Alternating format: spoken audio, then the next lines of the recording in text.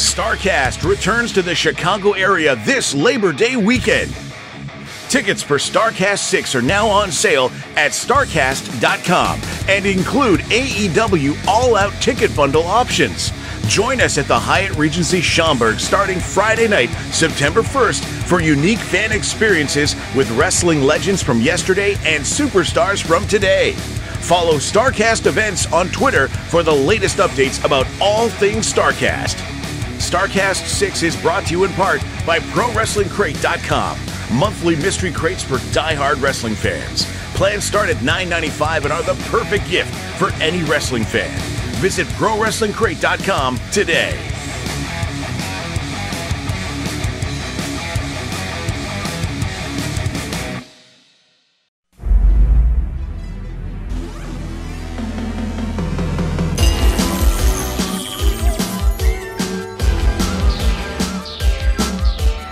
The recognized symbol of excellence in sports entertainment.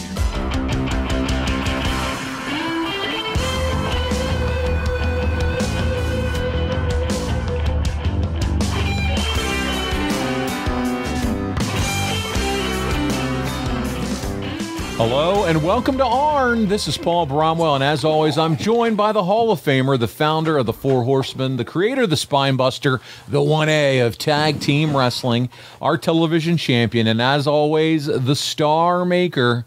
He's the enforcer. He's Double A. He's Arn Anderson. Arn, how are you this week, my friend? I'm doing great. How about you? Man, I'm doing good, and I'm excited to be here. And as this episode drops, Arn, it's Charlotte time for you. It's Team Arts The Gathering alongside with so many other legends in the business. You will be there. It's a 4-day event, started August the 3rd. And, man, this has it all. Meet and greets, panels, and even wrestling matches. And you've been telling us Brock's wrestling at this event. Yep, I'll be in his corner. It's a good chance to get in front of a lively crowd here close to home, and looking forward to it. Man, well, I hope you, if you haven't already, make sure that you take advantage of one of these opportunities to go out and meet Arn and say hi to Arn and shake his hand. One of the favorite things that Arn does is get to see and greet and say hi to all of the fans that have supported him over the years. And, you know, a lot of our childhood memories are wrapped up in wrestling and watching Arn Anderson do his thing. And I tell you what, once you meet him, he's going to leave an impression on you. But I tell you how you can make an impression on him. Don't forget those Hershey bars with almonds. I kid, but listen, make sure you take full advantage of these opportunities to meet Arn. Arn, I know you love meeting the fans. Yeah, man, it's. I just went so long without being able to have like any one-on-one contact, and you know, this being, you know, a huge event, a lot of talent going to be there, a lot of people coming in from different places. It's summertime, people are driving. You know, it's like it's a long show over the weekend, so people could treat it like a vacation, and they do. And it's just an opportunity to see everybody smiling and having a good time and meeting all their favorite wrestlers.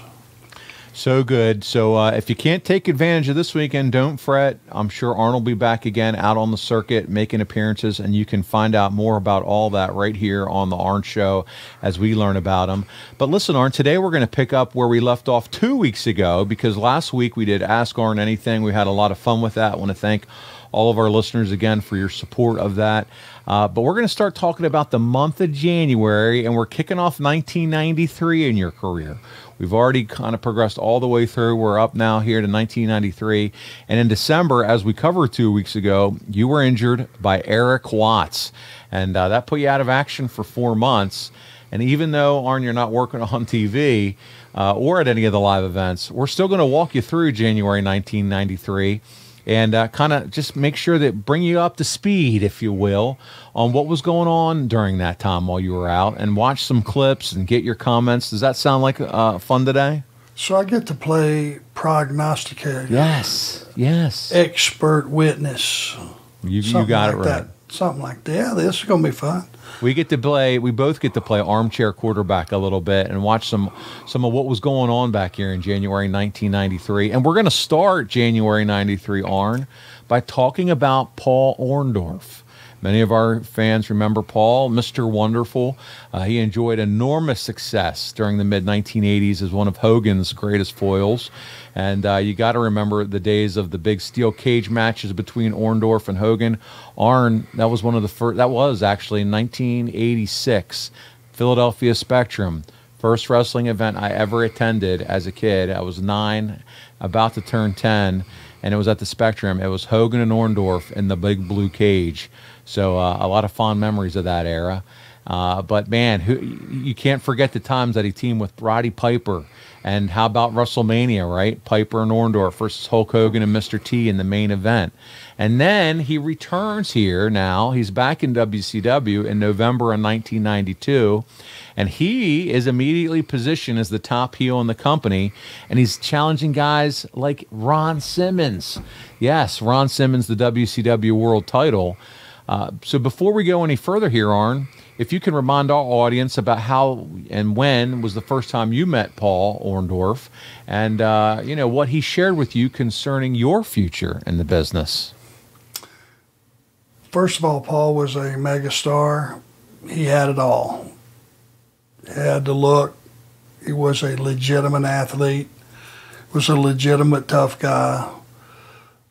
You know, and a top heel. Already established as one of the top heels in the business. There was, you know, he could talk. He was aggressive. He was vicious. He was nasty. When I first went with Matt Bourne during that time frame, after going to Louisiana, so this is going to put us about 83. That sound about right? About 83. Yep. Paul, I was on, you know, just came into, you know, Georgia Championship Wrestling. Ole was the owner, Jim Barnett, and Paul was getting ready to leave. He was already had his deal for the WWF, and we just happened to be in the same gym working out, and we'd been on maybe a week of a 10-day loop up in Ohio and Michigan and West Virginia and some of those places. And he said, "You got a minute?" And I said, "Well, sure." He said, "I've kind of been watching you." He said, "You're doing all the right things. How long you been in the business?" I told him. He said, "You're doing all the right things. I've been keeping an eye on you." He said, "I want you to always remember something." He said, "In this business, it's just very competitive. It's pretty cutthroat business too. But," he says, "if you can work and talk, you cannot be denied. And if you stay in the gym and keep yourself looking like an athlete, they cannot deny you, no matter what. So work, talk, keep yourself in the gym, keep an athletic look, and they cannot deny you. You're heading for success." And I took that with me, you know. I didn't lean on one too heavily. I was never going to be a body guy, but I could certainly get my ass up and go to the gym, you know, and keep myself strong enough to, you know, to be able to handle the guys or pick up the guys and drop the guys safely and, you know, with impact and all those things. And so I just took that advice and took it with me the rest of my career. And, you know, it speaks volumes to Paul's character to even just take the time to pull a young guy aside and give him that advice. Guys, I was nobody. You're right. That's 100%. He wasn't obligated to do that. I mean, matter of fact, it was like, you know, in those days, you wouldn't, if you saw a guy that had something and you knew he was going to do well, you wouldn't go encourage him because he might be taking your spot. Competitor. That's right. Sure. Yeah, man, that's cool, and I'm glad you were able to share that story with us here while we're talking about him. And here, as we talk about January '93, Orndorff, as I said, he's aligned with Harley Race, and a guy who we know who is near and dear to Harley Race, Van Vader, the world champion at this time. So you got Orndorff, he's with Vader, so there's instant credibility there with the alliance. And Cactus Jack's also an ally of Vader at this time. And, so we have all these guys on one side. Vader's been challenging Sting for much of 1992. And that, Arn, is where the story really starts to get interesting as we dive into January 93 here. Because at an upcoming Clash of the Champions, Vader was set to team with Barry Windham and Rick Rude to take on Sting, Ron Simmons, and Dustin Rhodes. However, Rick Rude's injured. So it's decided that Paul Orndorff and Cactus would face off to decide who would replace Rude in the ThunderCage main event. Yes, ThunderCage. We're going to watch that. So we got, first we're going to start here, January 10th, 1993. It is the episode in the main event. It is Paul Orndorff and Cactus Jack facing off. It's our first clip of the week. We're going to see what happens when Paul Orndorff, that's right, Mr. Wonderful, and Cactus Jack compete for that third spot on Vader's team at ThunderCage. Here we go. Let's check it out. The toughest of these two on his team Wednesday night at the Clash. Cactus Jack shoving Orndorff back down to the floor here, and now both men are back outside. Oh, Orndorff face first, right into those steel steps, and you can hear once again the flesh meet the steel. Cactus Jack measures Mr. Wonderful. Oh! That's just a little blue carpet for the aesthetics. That's not padding. He missed it and hit the concrete. He probably chipped his elbow on that one. Race really in the catbird seat here, encouraging both men to get back up. He doesn't care who beats him. Oh! What did he hit him with? A can? He got him with a can of something, maybe soda or something. Yeah, what a war. What a war you're seeing. They both won in ThunderCage badly. Solid elbows, a pair of them, right to Cactus Jack's head. I think if I'm Paul Orndorff, though, I'd feel better if I was in the ring instead of outside. Oh, right, you saw it. You fake camera shot. Orndorff came right at you, and he met the steel with his shoulder. Cactus Jack now, trying to smother him down. What a wild match we're seeing here on TBS in the main event. And outside, Jim, is Cactus's domain. Man, you are right about that. Cactus Jack throwing Paul Orndorff back inside the ring. The winner, or the survivor, shall we say, of this one will replace Ravishing Rick Rude on Team Vader on Wednesday night. And Cactus Jack, went over the top. Orndorff able to avoid the contact, but Cactus Jack smacked the concrete once again. Jim, they've got to be exhausted. They've been going at it since the one opening bell. They started before a bell. Orndorff stomping away, knocking Cactus again back down here on the floor. Harley Race trying to get Cactus up.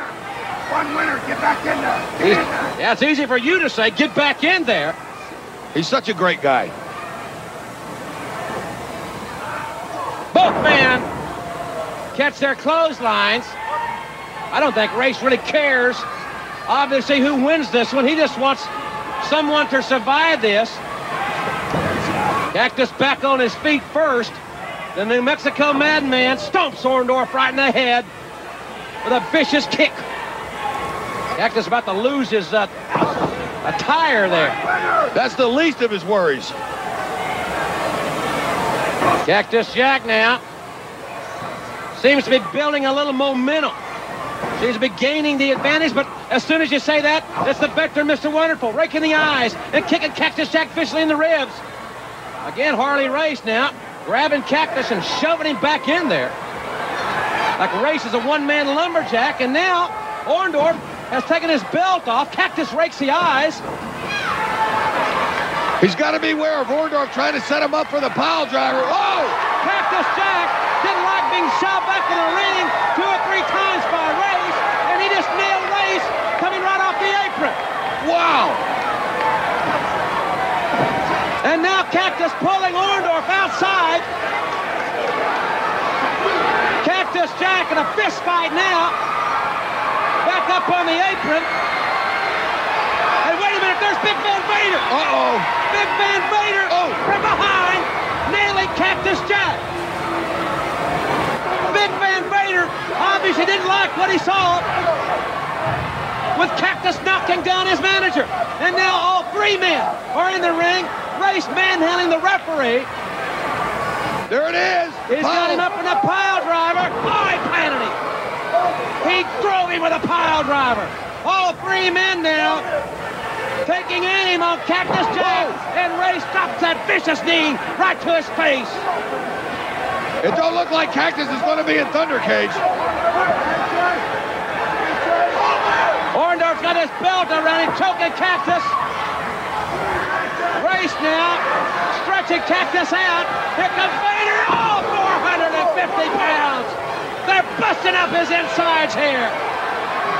Big Van Vader up on the second rope. Cactus Jack is helpless. And again, they plant him. Well, I think it's obvious who will be replacing Rude in ThunderCage as they continue to beat and hammer Cactus Jack. Well, here I stand this Wednesday night, Clash of Champions. The selection process is over. There's no more vacancy. The void has been filled by this man will replace Ravishing Rick Rude in ThunderCage. Did I replace that Void Rider, didn't I? Man, well, my hat's off to you. Look at him. I'll tell you what, Wednesday night, this coming Wednesday night, ThunderCage, all hell is gonna break loose in Milwaukee. This man right here, along with him, they're gonna take ThunderCage apart. Stinger, Simmons, Dustin Rhodes. You just show up. Just show up, and we're gonna show you what this combination is capable of doing. Welcome to ThunderCage, Mr. Wonderful. You know something? I can't wait till Wednesday night in Milwaukee. And you know, most of all, when he's made Harley Race Johnson goes to go, and we're gonna be... Oh, what's Cactus Jack's got a shovel? Cactus Jack's no. He hit Vader. Oh, he hit Race in the face. He hit Orndorff in the back. Cactus Jack is back for revenge. The fans are standing. He hit the champion again. He hit Orndorff again. Cactus Jack is swinging away. That shovel. Vader in the face. Race in the back of the head. Cactus Jack is hitting anything, anybody that moves. Oh, the fans are loving this. Cactus Jack has got that shovel. They're trying to calm him down. Cactus Jack has gone crazy here. It looks like a car wreck. Their bodies laid everywhere. Oh my gosh, on the face. Cactus is going nuts.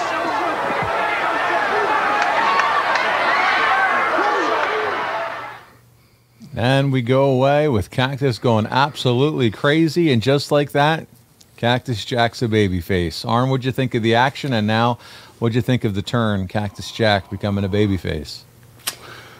Well, the camera angles and when he first hit Harley, I think should have been set up a little bit better. There should have been a little something on the floor, like, hey, don't throw me in there again. Something, just a push or something to where you know something's coming before it does. Because, you know, if the cameramen are not smart to what the spot is, they're not going to feature it properly. I think that was a mistake.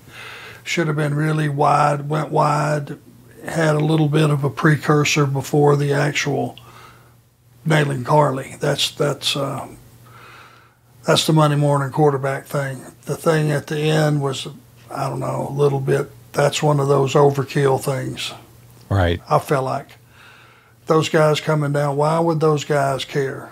These random locker room guys. Right. I think it clouds your story versus enhancing your story. Just getting to Harley and the other two guys was plenty. Hey guys, it's the hardcore legend Mick Foley here, and I need to call a quick timeout, a brief timeout, because I wanted to tell your listeners what I have been telling Foley is Pod listeners for a while now about all the cool things happening over on adfreeshows.com. On the debut episode of Making the Town, Lou Meany takes us through the memorable matches and moments of the famed ECW arena, including one that was never seen. Something very special happened after the power went off. Paul Heyman went out into the ring and spoke to the crowd without a microphone. And the crowd just stayed quiet and listened. And he gave the most heartfelt thank you to that crowd that night. And the biggest shame of it is there's no footage of it because the power went out. On an all-new Tuesday with the Taskmaster, Kevin Sullivan talks about what some of the greatest factions of all time have in common. 4 horsemen, 4 guys when they're at the strongest. NWO, 4 guys when they're at the strongest. And then Bloodline, 4 guys. But they also had a manager, each one of them. JJ, Eric, and Paul E. That's just a small taste, a sampling, if you will, of what we have waiting for you. With 4 levels to choose from. See for yourself why ad-free shows is the best value in wrestling today. Sign up now at adfreeshows.com.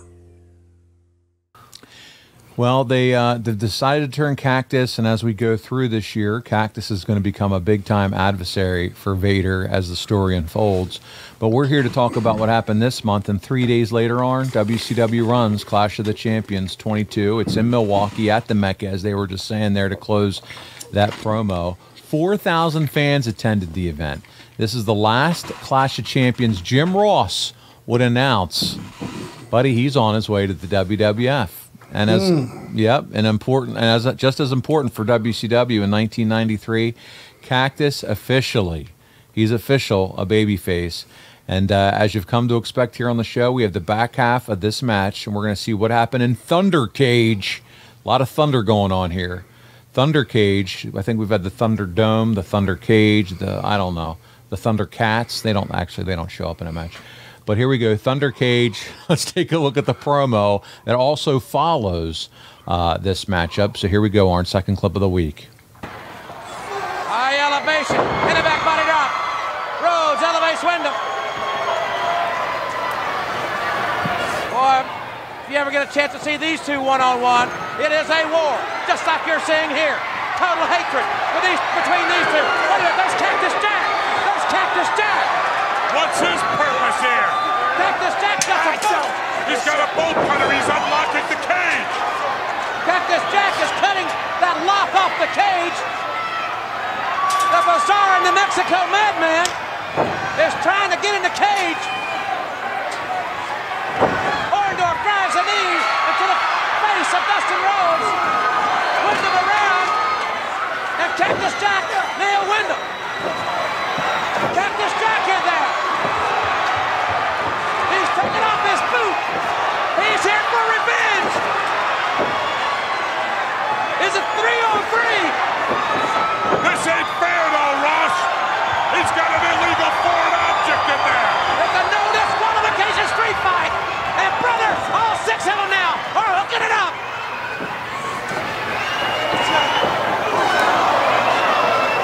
Hey, they're catching Rhodes from behind. Cactus thrown outside, hard on the floor. Wyndham outside here, right in front of us. Well, apparently you're right. It's going to go 3-on-3 because the referee hasn't called nothing. There goes Stinger out to the floor, courtesy of Orndorff. I presume Orndorff and Rhodes are legal. I don't know. I guess the ref at this point could count who's ever in the ring now. There's no way of knowing or remembering who's legal. Orndorff trying to pile drive Rhodes, got him up. Cactus Jack with one boot on, one boot off, on the top, right off the top rope with that boot. Cactus covers Orndorff, hooks a leg, and he's got it. Ladies and gentlemen, the winners, the team of Sting, the Natural Dustin Rhodes, and Cactus Jack.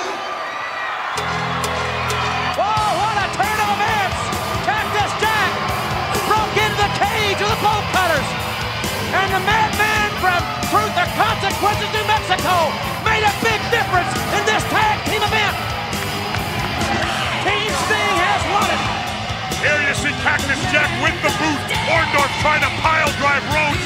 Jack comes off the top, knocks Mr. Wonderful out with the boot to the back of the head, covers him, referee slides in, counts 3, but how can they call it a win when Cactus Jack was not part of the match ever to begin with? Fans, we'll be back. We got more time, and we'll be back. Don't go away.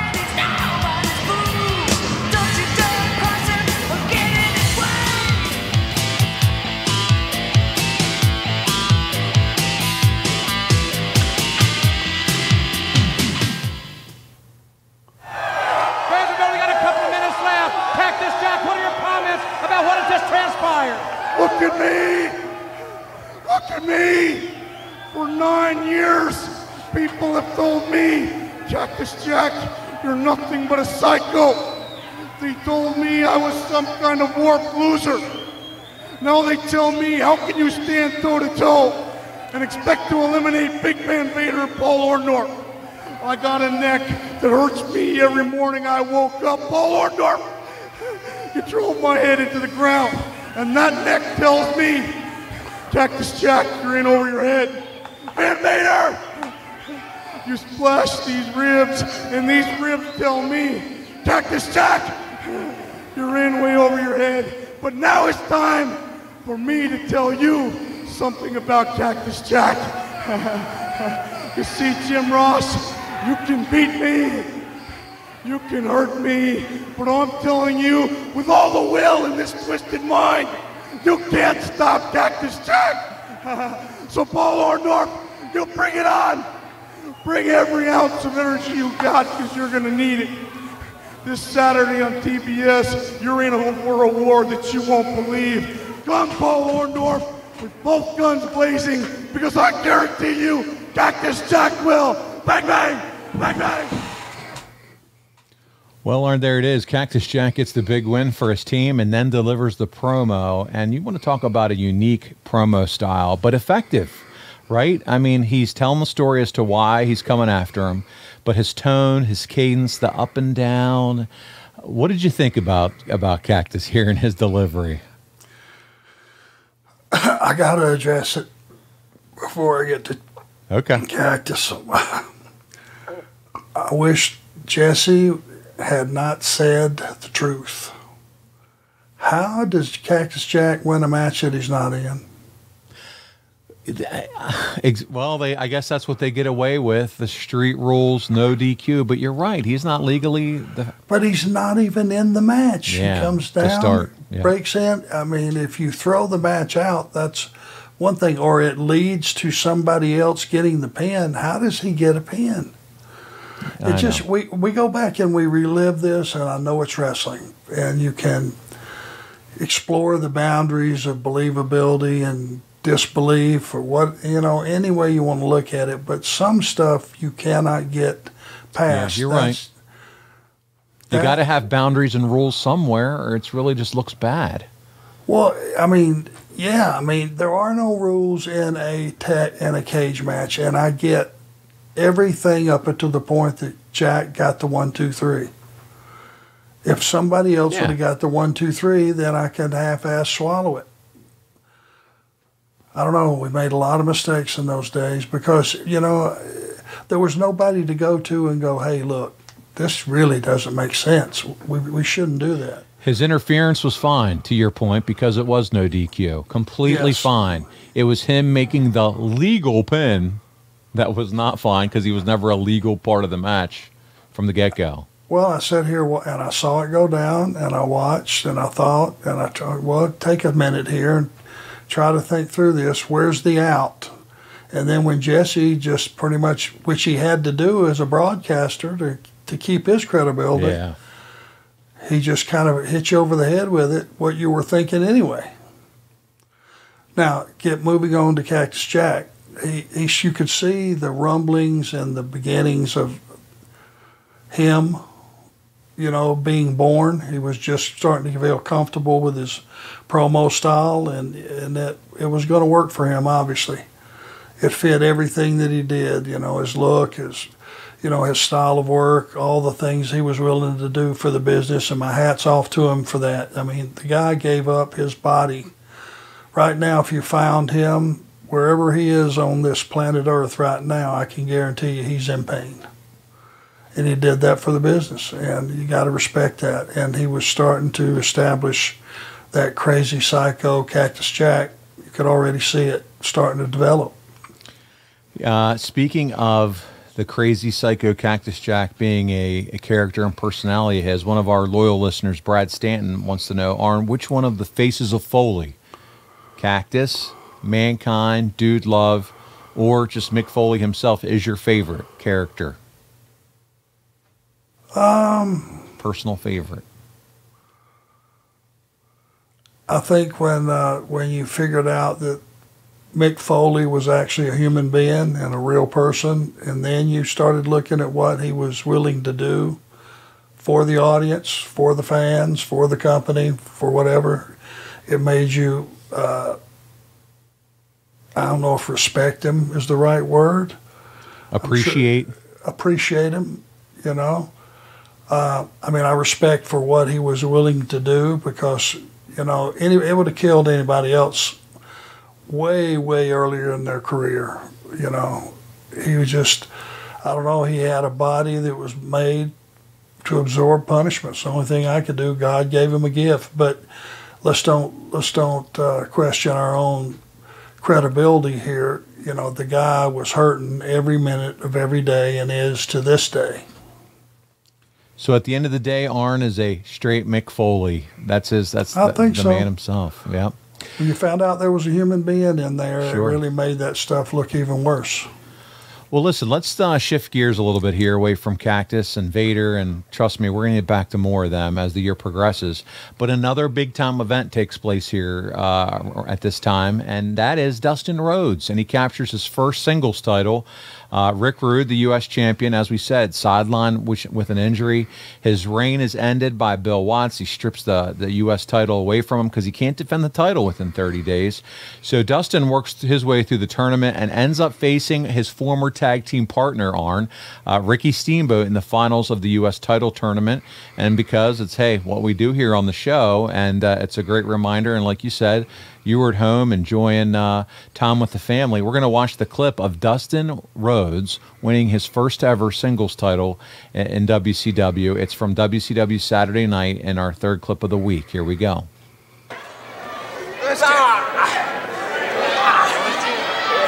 Rhodes ripping at that shoulder, and the referee right there in great position to see if Steamboat wants to give it up. Again, as we said, this match won't fall, or television time remaining, and there must be a winner in this matchup. Both men back in that corner. Separation, clean break. Look at the arm of Steamboat. Steamboat's left arm is just hanging there.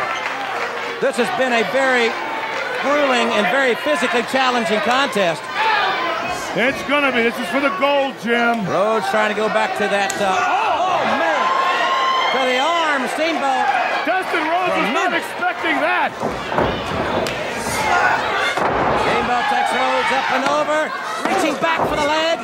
Got the lateral press, and Rhodes able to kick out. And Steamboat, again, putting the pressure on that arm. Leverage behind the elbow of Dustin Rhodes. Got his weight over the top of Dustin, trying to keep him down on the mat. I can't see if he's got the chin lock applied from here or not. I think so, yeah. Steamboat involved in a very, very grueling, intense contest this past Wednesday at the Clash. And again, we are looking forward to the rebroadcast of that event later tonight at 10. Oh, Steamboat. Oh, he falls out a little early, and he's going to pay for it right here. Great reaction by Rhodes, and he got the leg hook, the lateral press. I thought he had a great reaction time by Dustin Rhodes. Yeah, Rhodes has very quick reflexes again. And now he's got Steamboat with the armbar.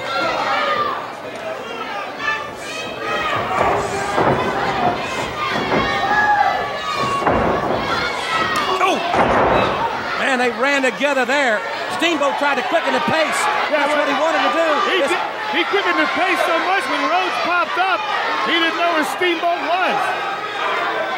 Back of Dustin's head, smacking the face of the Dragon.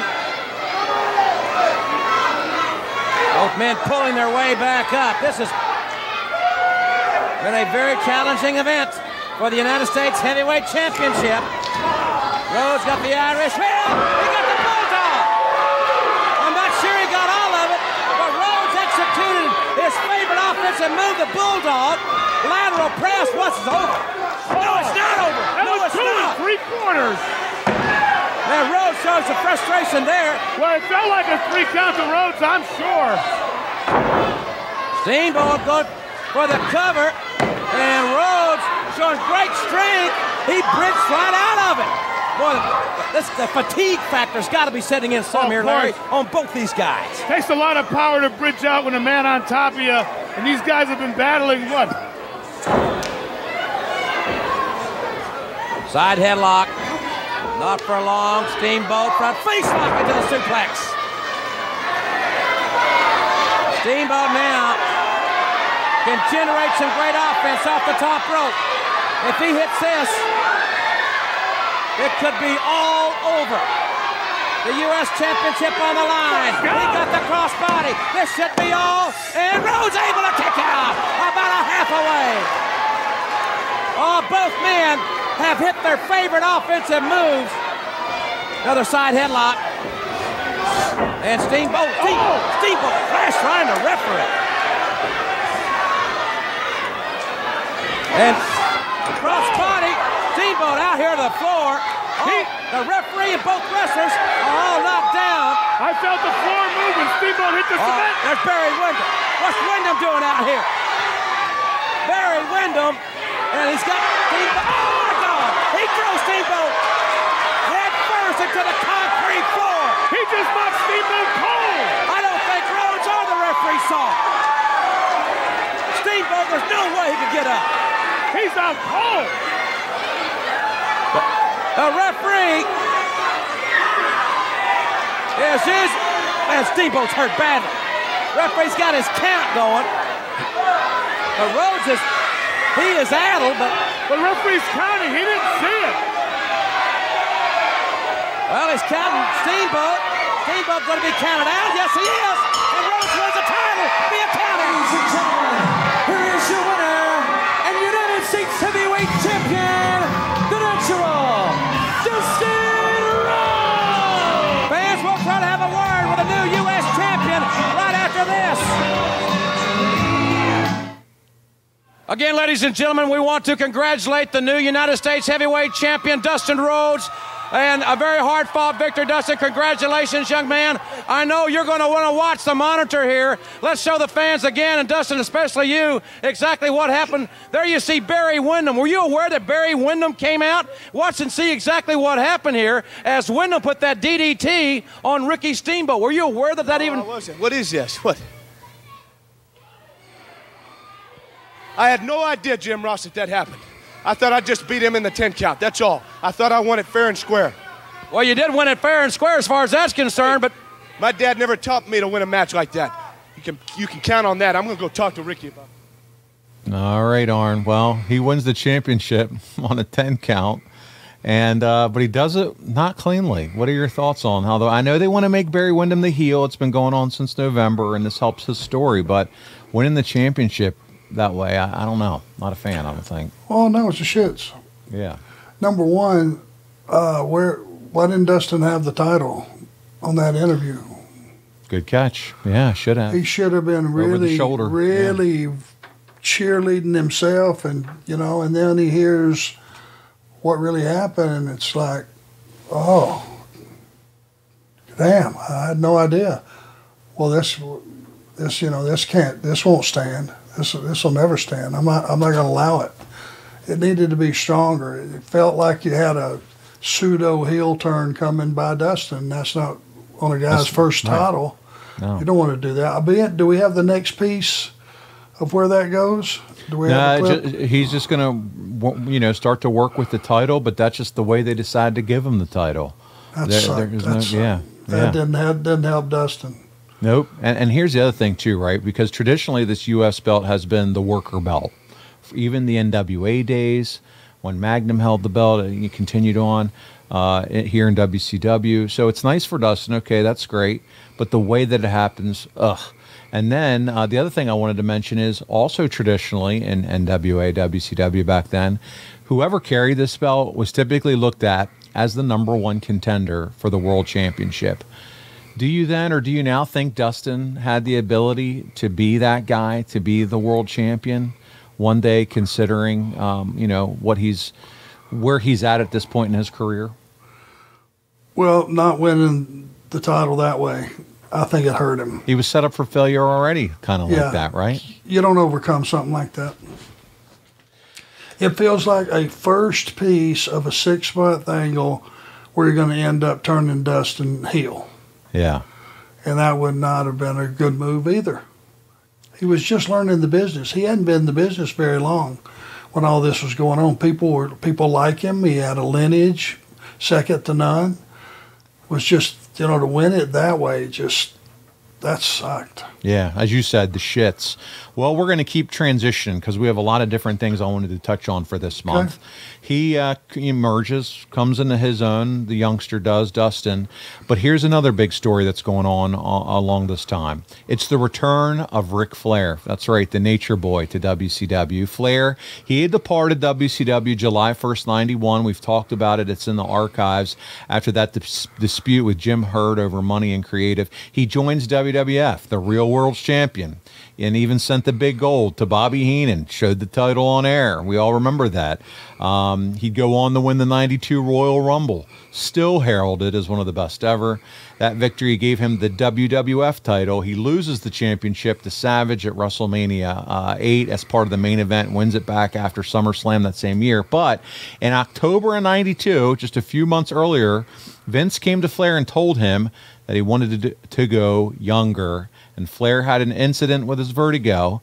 And by younger, Vince meant Bret Hart. Bret won his first world title in Saskatoon on October 12, 1992 from Flair as part of a Superstars taping when he reversed the figure 4 into the sharpshooter. Again, this is October 92. Here we are, January 93. At the beginning of November, Vince McMahon, who was under investigation by the federal government, fired the Ultimate Warrior and the British Bulldog for steroid use. The problem is that the Warrior was slated to team with Randy Savage to take on Flair and Razor Ramon at Survivor Series. Instead, WWF turned one of your favorites, Curt Hennig, Mr. Perfect. It turned him. Perfect had been on the shelf since SummerSlam 91 with a bad back injury, but he'd been wanting to get back into the ring. He wanted back in. And in our fourth clip of the week, Arn, we're going to take a look at how Mr. Perfect comes back out of retirement with the help of one of your old pals. Actually, I won't tell you who it is. Let's just watch the clip and you can find out. Here we go. Possibly this guy could be the perfect tag team partner for me to go against Razor Ramon and Ric Flair.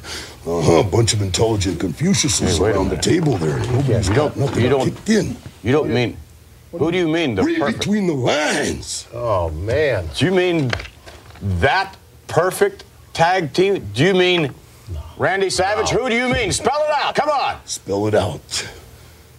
It's Mr. Perfect. You I'll point at you right now. Perfect. I don't know. I take orders from Flair. You're going to take orders from me and Flair. Flair wants you to walk behind him in his shadow. You do it to say yes, sir. Keep your mouth shut. I'll do the same thing. He is not wrestling anybody. He is not getting in the ring at Survivor Series. Something, Heenan. I am sick and tired of everybody making decisions for me. Savage, you want an answer? I'll give you an answer. I accept as your partner. I said I accept. I'm talking. Don't you hear me? Don't you hear me? I'm sorry. Let me tell you something right now, Heenan. You don't put your hands on me. No, wait a minute. Survivor Series, I'm going to be in the corner of the Macho Man Randy Savage. I accept it, Savage. And Bobby Heenan, I didn't want hit to you. tell you, you put your hands on the wrong person. You just got done putting your hands on Mr. Perfect. You don't touch Mr. Perfect. I know. You've been holding me back all these years. You've been putting me on the back burner. Ric Flair has been walking in my shadow. Ric Flair wants to fill my shoes. Wait, look what they've done to us. Look at they tore us apart. I didn't mean to hit you. God knows I'd never do that. hit me. Get your hands off of me. I'll get down on my knees. I'll get down on one knee and tell you something. Please, we'll never do it again. I'll never do anything wrong. I promise you. I'll buy you a car. I'll get you a boat. I'll give you double the money you could have made. I'll get on both knees perfect. Please don't leave us. What a Please terrible don't do excuse that. for a man. Please don't do that. Please don't. No. Take that. What do you think about that, Ric Flair? What do you think about this wet weasel? Macho Man Randy Savage, I'm back, and I'm back in the Survivor Series as your partner, believe it or not. How do you like that? How do you like that? Oh, this shit's so good, man. Heenan was tremendous, wasn't he? Wasn't he? How entertained were you watching that? I loved it. Oh, love it. Perfect, looks great, spoke well, believability, whole 9 yards. Such a fun segment. It's interesting because we're watching so much WCW to then throw a clip of WWF at this point in and just see some of the entertainment. But it was so good, man. It was really well done. Really was. And the guys are stars. Yeah. Huge stars. Both of them. Bobby Heenan was... Nobody better, man. Yeah, he's in the running for, #1 manager of all time. I got to put him with JJ. Hey, I'm Double J Jeff Jarrett, and I know a thing or two about walking out on a bad deal, like paying someone else's mortgage. Don't let your landlord get over on you. Walk out on that bad deal and stop throwing your money away on rent today with SaveWithConrad.com. You don't need perfect credit. You may not even need a down payment. Your new house payment could be less than what you're paying now. So if you're still renting, what are you doing? Conrad and his team can help you reverse your landlord's figure 4 leg lock, and you can move up the card to home ownership. Visit SaveWithConrad.com today. That's right, SaveWithConrad.com today. NMLS number 65084, equal housing lender. Woo! The turn on Bobby for Perfect here did lead to the match at Survivor Series where Savage and Perfect got the win by DQ, but Perfect and Flair continued to feud for the next 8 weeks. It culminated in a main event, and I'm telling the story here because it brings Flair back here to WCW, and it's on one of the very first Monday Night Raws. The match was a loser leaves town. Ultimately, this would be Flair's last appearance on WWF television until November 2001. So this is the big gap here when he goes back to WCW. And we're going to show it here as they collided the main event. One of your favorites of all time, Arn. One of the guys that you think could have been a great Horseman, as far as back even in the earlier days, and Kurt Hennig, great tag team partner you would love to have. And Flair before he comes back to WCW. This is clip 5.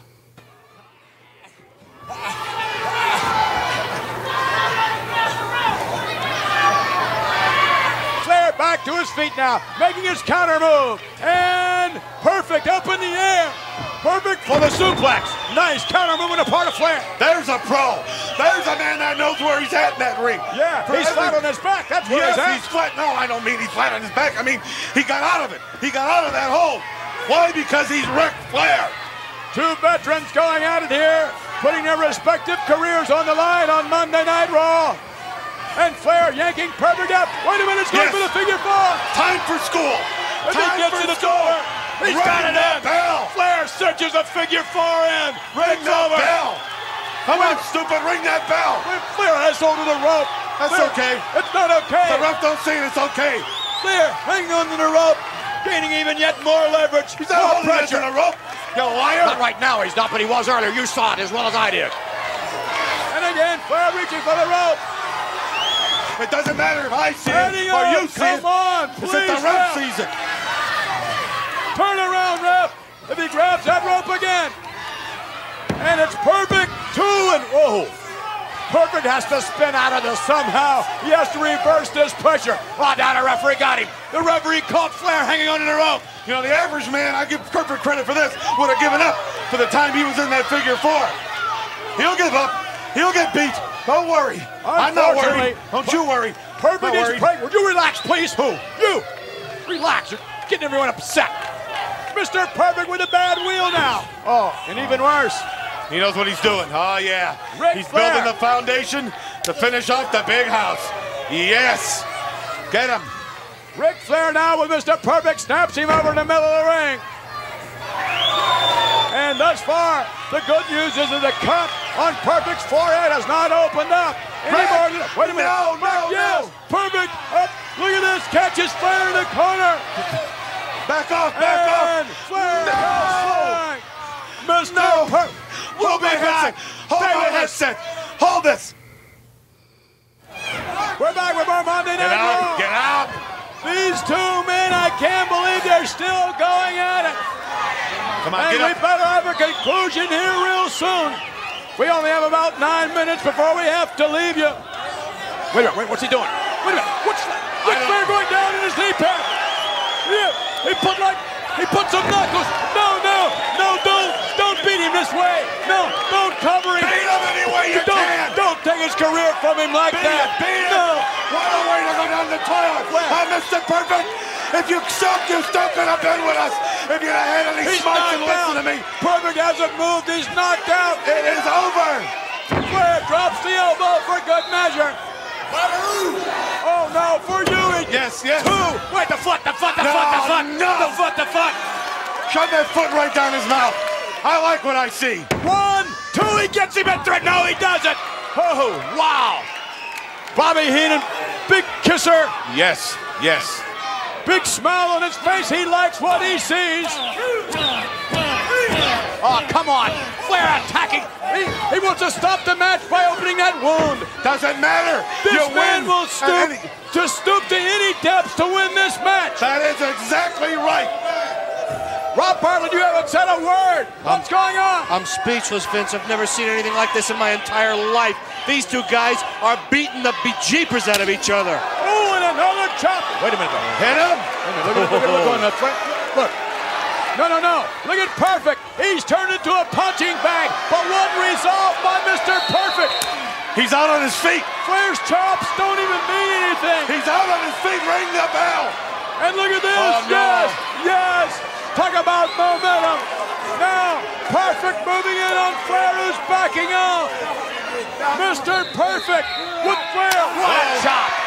And all of a sudden, what resilience by Perfect. Flair for the ride. Oh, my. Up, out, up, and down. Come on, Rick. And nailed him. What a right hand. And Ric Flair now is the one on the canvas. What action in this matchup. Oh, look at that. That's unbelievable. Idiot. Oh, so is that. Oh, my God, no. It's over at 3, yes. Oh, I thought he had him for sure. I thought Perfect had Flair for sure. What excitement in this matchup. This is the kind of athleticism you'd expect in the World Wrestling Federation. I'm at 2 and 3. The foot. Come on. Look at the foot wrap. Come on. Oh, look at that. And the official. Wait a minute. A reversal. No. Yes. Oh, a kick out by Flair. They are literally, McMahon, fighting for their lives. Off the rope. Puts the break. Perfect. Black 1, 2. Yes. He got that. No. He got that. Oh, my God, no. Mr. Perfect victorious. Bobby Heenan has thrown Ric Flair's career away. It's your fault, Bobby Heenan.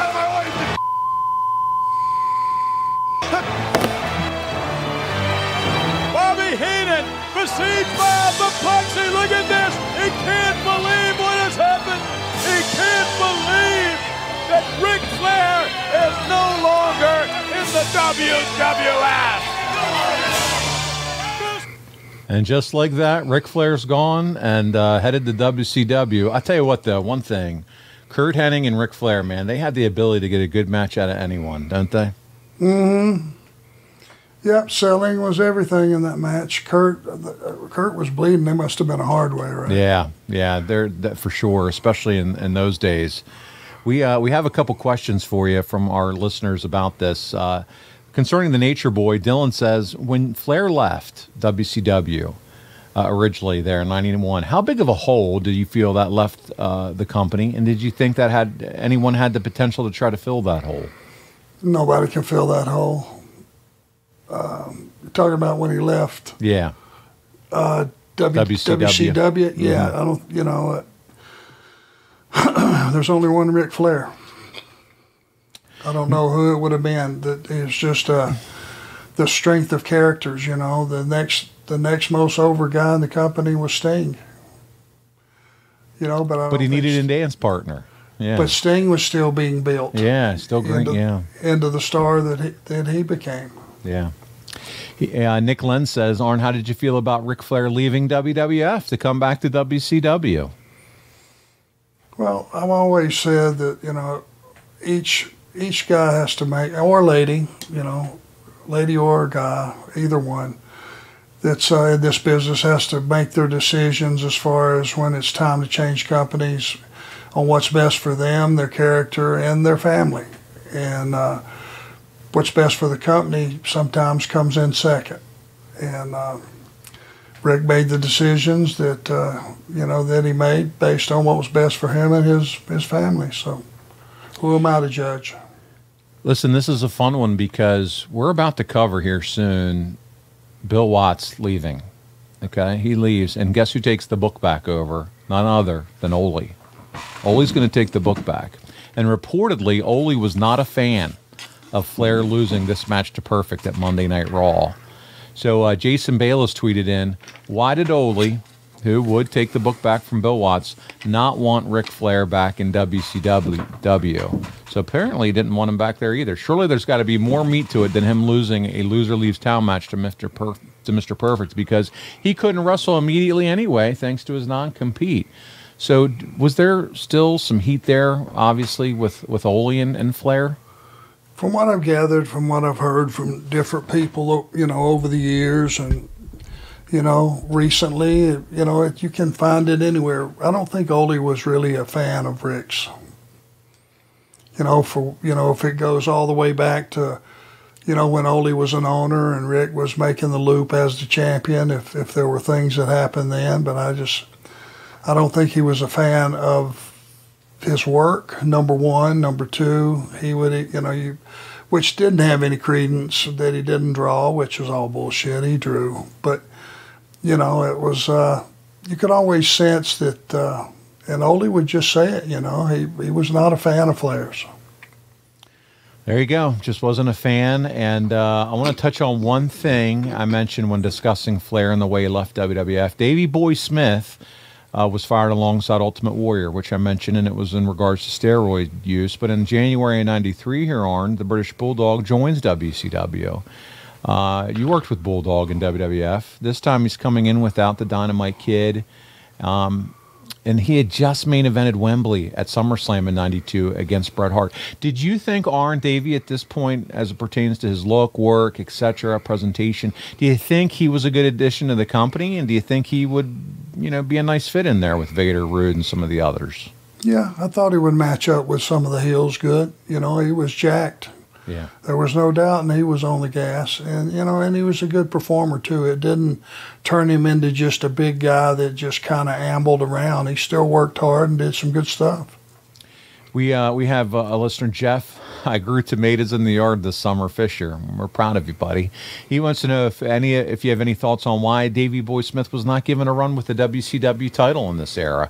Watching during this era as a high schooler, I thought this would happen sometime after the Bulldogs showed up on WCW programming. So, Arn, what are your thoughts? He never got a title run. Oh, I don't know. That I do not know. I don't know if there were some issues with him getting canned with the other company because of steroids. If they pushed him too far, that might pop up. Who knows? I don't know. I didn't make anything to do with those decisions. Yeah. One other note there, Arn, before we get into how we're going to wrap up. We're going to wrap up this week with a White Castle of Fear video that you're going to, I don't know. I don't even know how to put it, Arn. You're going to kill me for this. But I want to make note of the Steiners because they've been synonymous with the WCW. They signed contracts with the WWF.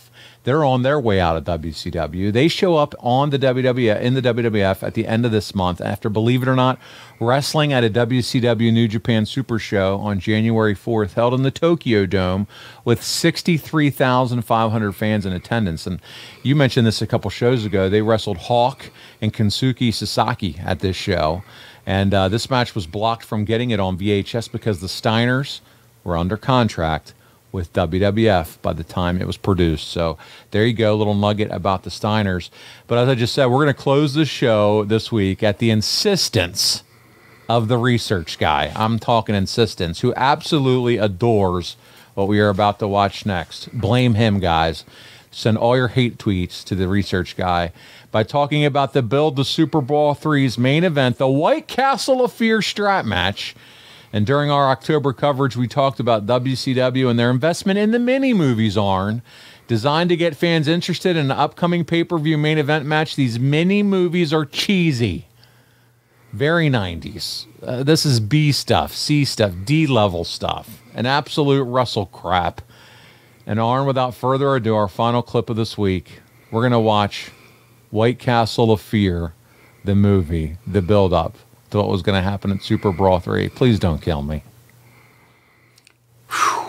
Are you ready for this? This is not Crystal. This is White Castle. This is. I wish it was as good as the food was. Are you ready? Here we go. Let's check it out. At the White Castle of Fear in the Rocky Mountains.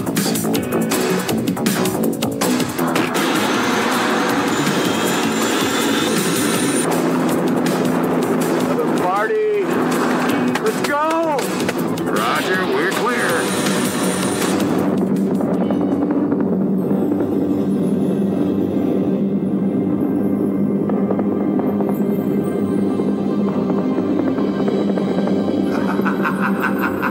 Stinger!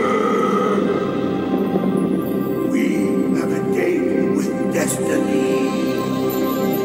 I wonder what this is all about. Challenge is presented for you to play a game. Vader challenged me to a game? I know you like a good time. I know you like challenges. Could this be some sort of trap? And I know that you like living on the edge.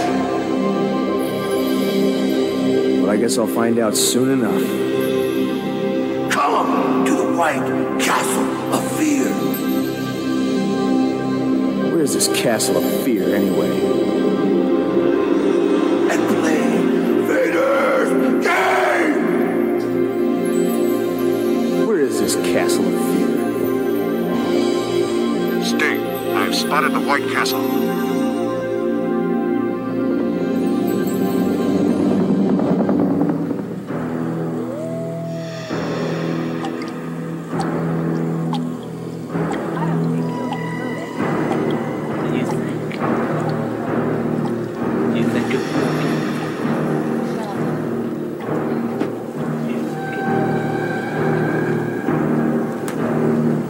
But if he does, you think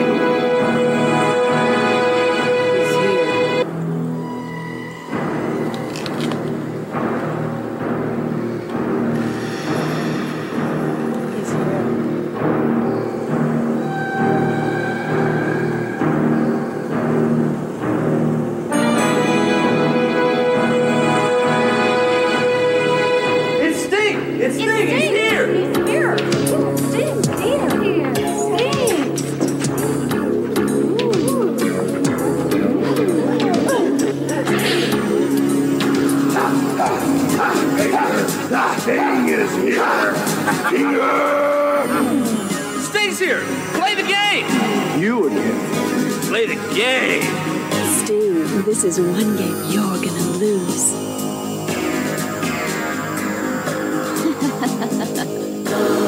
There's something very familiar about all this. Stinger!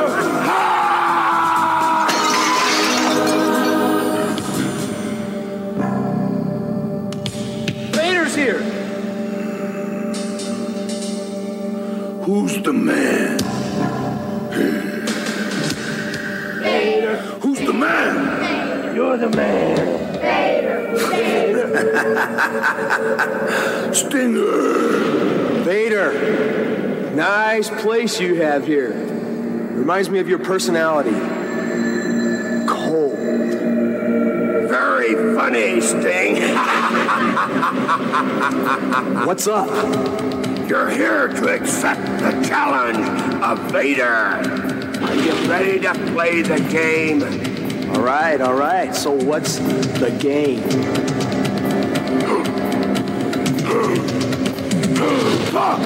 It's over!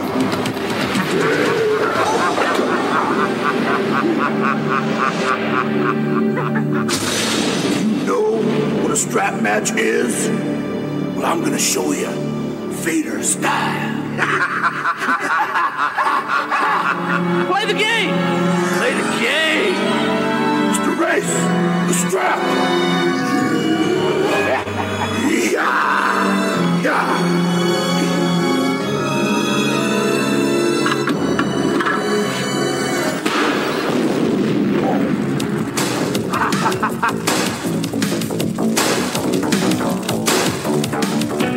Vader, Vader, Vader, Vader, Vader, Vader. Vader, Vader, Vader.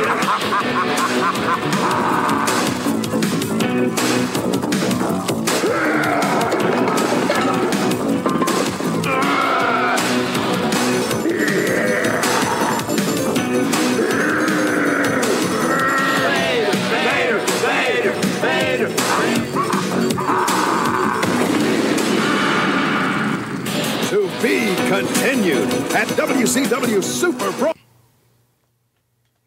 Arn, I didn't know what I enjoyed more, watching that or watching you watch that.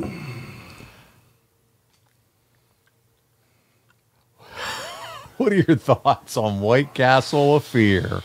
And that, are you ready to watch the whole series on Netflix? Are you looking for that now? Is that what you're doing? Looking for the series? What are we doing? Why do you do this to me? This is wrestling history, my friend. This is your company. This is where you said, I want to be a part of this organization. Where's the dotted line? Can I go visit White Castle as part of my contract? That is so foreign to anything that I do or have done or will do in the future.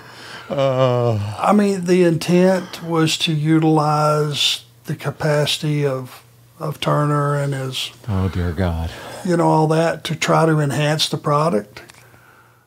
But when you just have bad acting and things that really don't make a lot of sense and delivery of lines that felt so forced, I feel terrible for Sting. I know, man.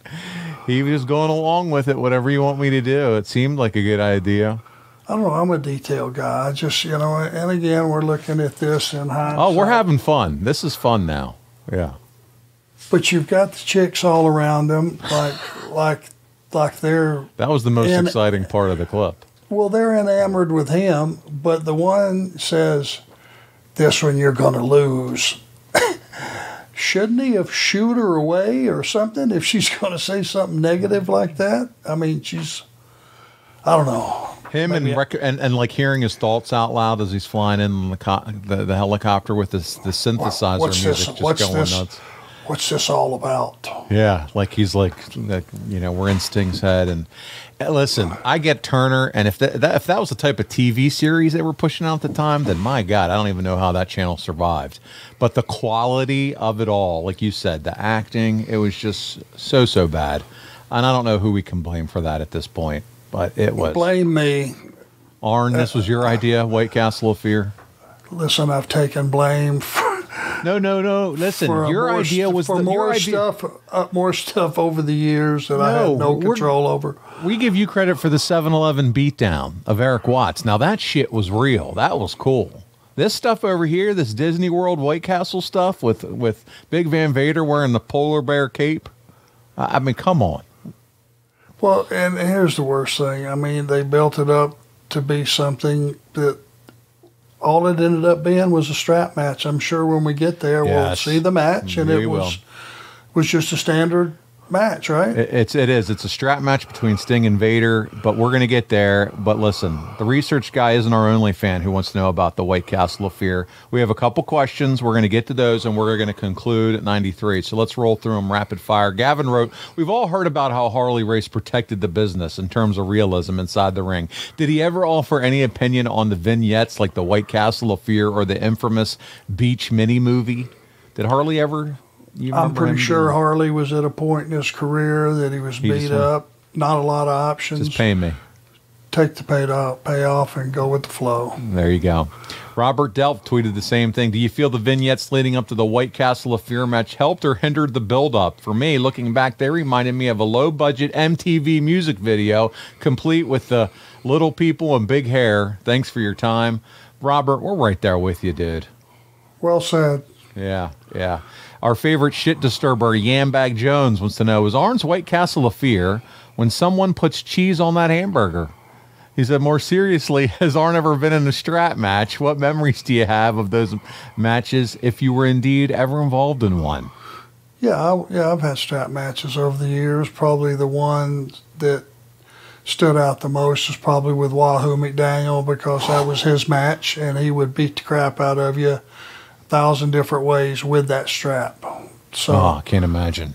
Oh yeah, I've had some. There's not much I haven't done. I won't do the scaffold match, period. Yeah. But I've pretty much done everything else. Our man Bryant Haremza writes the following: at the time you were off selling the Eric Watts attack, what are you doing with your time off? When you were off, did you ever think of a run in Japan?